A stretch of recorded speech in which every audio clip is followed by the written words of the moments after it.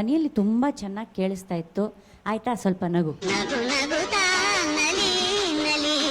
ಸ್ವಲ್ಪ ಯಾಕೋ ಬಿಡು ನೋಡೋಣ ಅನ್ನೋ ಮಟ್ಟಕ್ಕೆ ಯೋಚನೆ ಮಾಡ್ತಿದ್ದೀರಾ?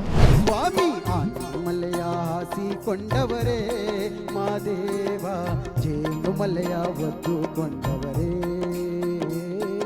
ಅದು ಫೈನಲಿ ನೆರವೇರ್ತಾ ಇದೆ ಅಂತ.